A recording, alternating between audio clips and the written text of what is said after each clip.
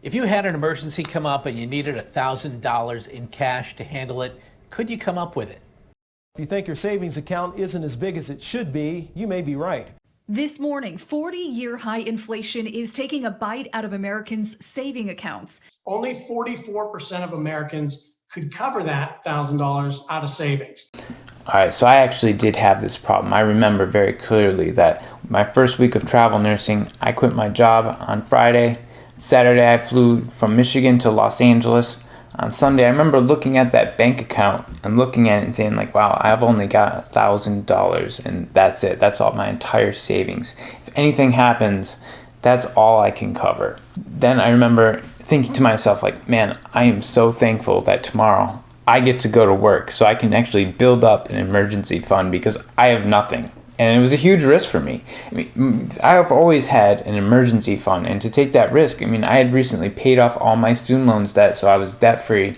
I took this huge risk because I was really unhappy with my life, and I needed to have change, and it paid off big for me. So I want to say in today's video, sometimes it pays big to take risk.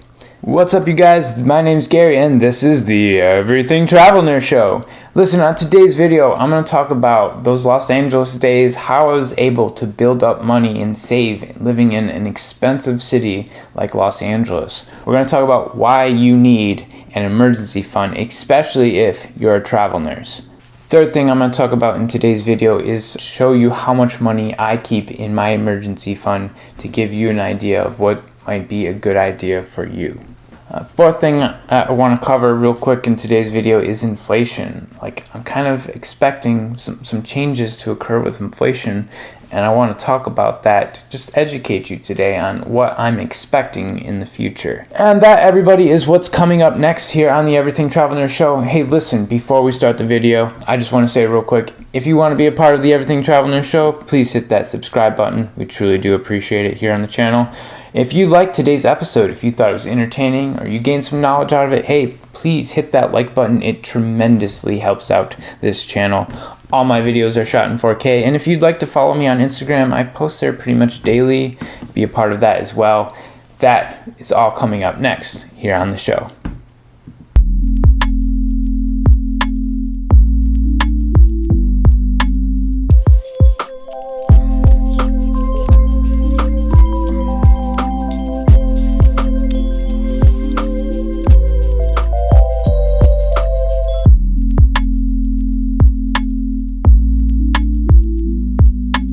So the really big key to saving money in Los Angeles was really keeping track of all of my expenditures and decreasing where I really could. And I did have control towards decreasing my cost. And so like one of the first things I did was I went and lived with a family, which really helped decrease my cost because living in Los Angeles by yourself is so expensive. So living as a travel nurse with a family really helped decrease my cost. It was one of the biggest reasons why I was able to be profitable in Los Angeles. The second thing is that I was able to decrease my overall insurance cost by canceling the car insurance I had on my car and using the public transit system in Los Angeles. And just using all that public transit system really helped decrease the cost as well. And also, I want to say it was a new skill for me because I had never used a train system really ever in my life. So using a train was a new skill that I was able to pick up, and it was just like a different way towards solving problems. And I wanted to have that skill set, so I utilized that while I was in Los Angeles. Third thing, I cooked all of my own meals for the most part, and then when I did go out to eat in Los Angeles, it was controlled, and I would go and hit lunchtime specials in a lot of like the Korean Asian market scene in Los Angeles. Oh my God, it was so good. Want to recommend that to you as well. I also went and visited all the parks in Los Angeles and just enjoyed like doing sunsets and reading a book in the park. It's a great way to experience the city, but then also decrease cost as well.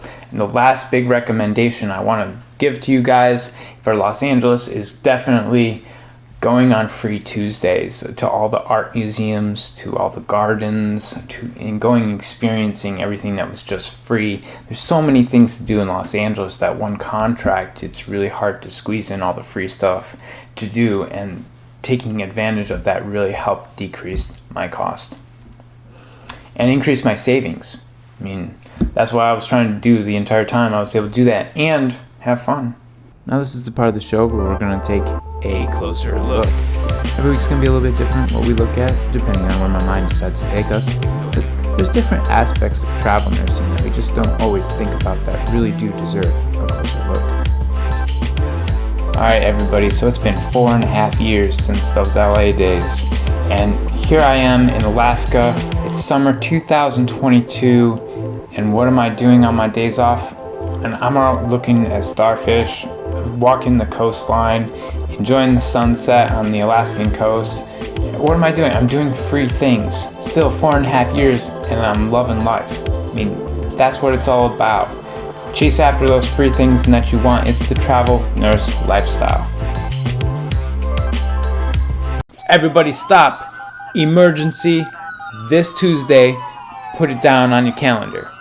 So we all know, working in the hospital, you go ask your patient and be like, were you expecting this Tuesday to come into the hospital? Patient always says, no, this wasn't on my plans. I wasn't going to come to the hospital today, but accidents happen. Having that emergency fund, no matter what happens, like you're just always having that security blanket, knowing that you're going to be covered if any type of emergency does happen.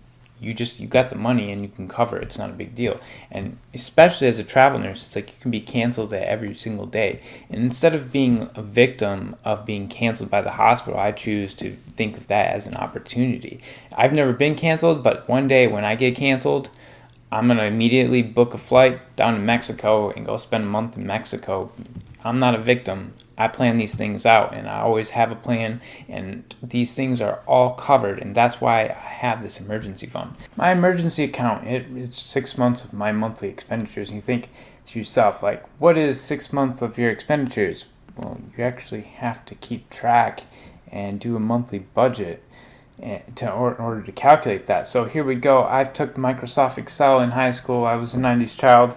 And then on top of it, I also took a financial course in high school. We learned how to do it on paper, and then we learned how to do it in Microsoft Excel. There it is. I mean, there's really not a whole lot to it. There's other budgeting apps out there too. If this doesn't work for you and you need to do it by hand, that's okay. If you need to use a different app, that's okay too. There's multiple ways to keep track of your monthly expenditures. And when we're talking about monthly expenditures, we also need to stop and think about like the future. And we're saying, what about inflation? You hear this word all the time in the news these days, and it makes me crazy how like worked up people get about this. We don't need to do that. Let's go straight to doing this real quick. All right, we're punching in the Google real quick. CPI. That's Consumer Price Index, and that's actually calculated by the government. It's the Bureau of Labor and Statistics. Go to their website, click on it, and then here we can actually learn about inflation and what the United States government actually keeps track of. And this is what the same information that all companies look at. It's the same thing that the Federal Reserve looks at. And you can stop and take time to read about this and learn about this in your own time. I'm not going to read it to you.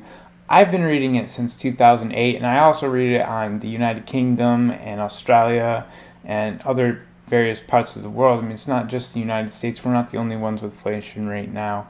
This is something that you can keep track of. And looking into the future, and we just stop and think about this and say, what do you expect in the future? Is that right now I'm kind of going to probably look at a 3-month average and look at it like maybe at the end of October and recalculate, do I need to increase my emergency funds? Do I need to decrease it? Because I see it when I do my monthly bill. My average bill is going up every single month. So keeping track of that and calculating, it's not something you need to be afraid of. It's just something you need to do. What do I actually keep? It's right in around the $20,000 marker, and that's what I like to keep in my emergency fund. I keep just a touch more in there because I do, just in case, like I need to go on vacation in Mexico because I got cut from a job. It's just something I plan for, and I have this really, really written down well, and it makes me sleep well at night. So I want to really encourage you, always stop and think, I need to have that emergency fund in place. That's it for this week's video. I'm out.